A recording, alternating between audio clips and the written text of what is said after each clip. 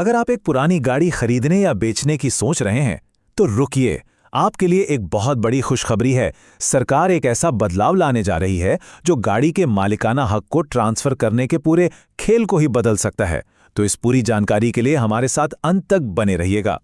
तो बड़ी खबर यह है कि सरकार गाड़ियों के ट्रांसफर के लिए जरूरी नो ऑब्जेक्शन सर्टिफिकेट यानी एनओसी की अनिवार्यता को खत्म करने पर विचार कर रही है। और जानते हैं सबसे अच्छी बात क्या है? ये नियम एक राज्य से दूसरे राज्य में गाड़ी ट्रांसफर करने पर भी लागू हो सकता है। मतलब सारा झंझट ही खत्म। लेकिन आगे बढ़ने से पहले ये समझना जरूरी है कि आखिर मौजूदा सिस्टम में ऐसी क्या दिक्कतें हैं। क्यों एक गाड़ी को दूसरे राज्य में ले जाना या बेचना इतना बड़ा सिरदर्द बन जाता है? चलिए इस पुरानी बाधा को थोड़ा समझते हैं। तो ये एनओसी आखिर है क्या भला? देखिए, सीधे शब्दों में कहें तो ये आपके पुराने आरटीओ से मिला एक सर्टिफिकेट है।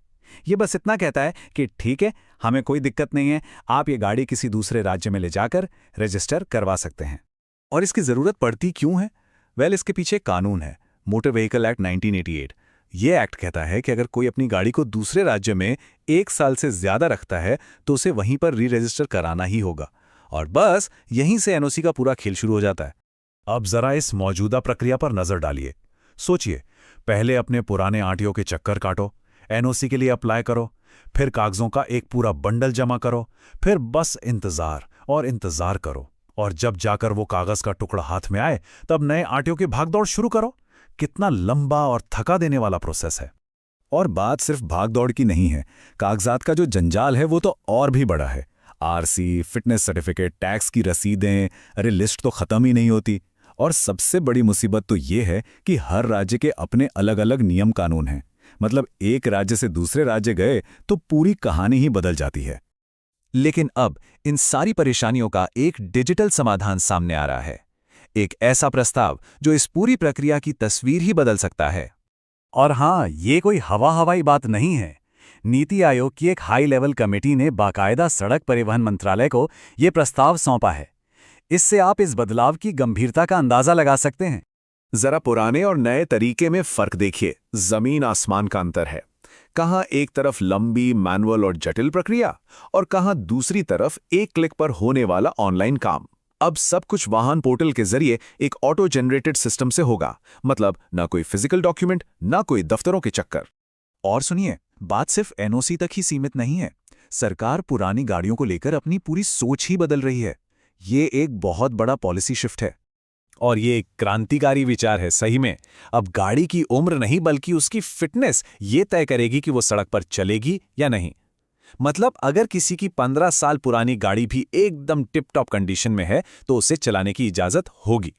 आसान शब्दों में समझें तो अगर गाड़ी का रखरखाव अच्छा है, इंजन में दम है और वो प्रदूषण नहीं फैला रही, तो उसे 15 साल के बाद भी सड़क पर दौड़ाया जा सकेगा। और अगर कोई सोच रहा है कि सरकार इस फिटनेस फर्स्ट पॉलिसी को लेकर कितनी गंभीर है, तो जरा इस नंबर पर गौर कीजिए। हाल ही में 20 साल पुरानी कार के फिटनेस टेस्ट को रिन्यू कराने की फीस बढ़ाकर पूरे 15,000 रुपए कर दी गई है। मतलब सरकार चाहती है कि सड़क पर सिर्फ फिट गाड़ियां ही चलें।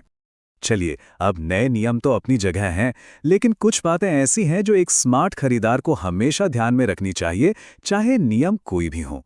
ये 8 पॉइंट समझ लीजिए कि एक तरह का सुरक्षा कवच हैं। गाड़ी की आरसी, उस पे कोई लोन तो नहीं चल रहा, insurance, PUC, fitness certificate, tax चुकाया है या नहीं, कोई चालान तो पेंडिंग नहीं है, और सर्विस का रिकॉर्ड। ये सब कुछ खरीदार को जरूर से जरूर चेक करना चाहिए। और सबसे जरूरी सलाह, एक प्रो टिप, इन सभी डिटेल्स को आप घर बैठे सरकार के आधिकारिक पोर्टल parivahan.gov.in पर ऑनलाइन वेरीफाई कर सकते हैं। इससे आप किसी भी तरह की धोखाधड़ी से बच जाएंगे और पूरी तरह से निश्चिंत रहेंगे। तो आखिर में एक बड़ा सवाल ये उठता है कि नए नियमों के आने से क्या अच्छी तरह से मेंटेन की गई पुरानी गाड़ियों का बाजार एक नई उड़ान भरेगा? ये देखना वाकई दिलचस्प होगा।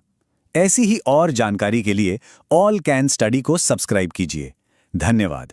चलिए अब अगले वीडियो में मिलते हैं।